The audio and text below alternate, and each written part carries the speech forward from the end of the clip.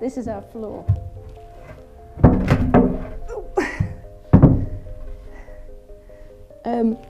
When we got the boat, it was January, so it was quite damp, and we took the floor up to have a look underneath, check the ballast, check it was all laid out as it should be, and we realised that the underside of the floor had got a lot of mould growing on it.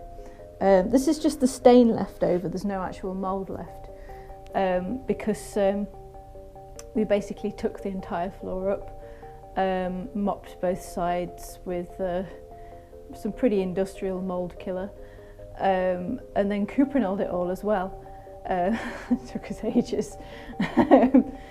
But as you can see, this is the underside of a narrowboat floor. So we're going to create a cold store space in here, which is why you can't see any ballast in this bit. This is the steel bottom of the boat. This is Celotex. We've actually, if you can see here, those are actually roofing laths.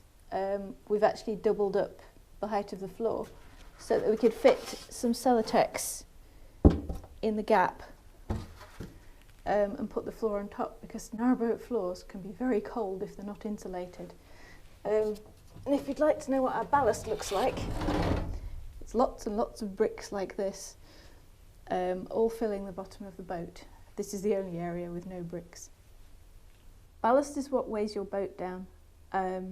You put it in the bottom of boats to basically stop them from rolling over. It keeps them stable. And the distribution of your ballast is quite important, because if it's in the wrong place, your nose might be too far down or your back might be too far down.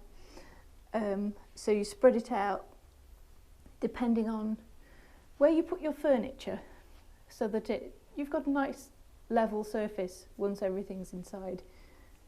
Yeah, about the least fun bit of the floor, and a lot of that wasn't fun, but the least fun bit was dealing with the amount of stuff that we had in the boat, particularly because that is the water tank, and we had to move it and everything else so many times, because we mainly had to do most of the floor in sections.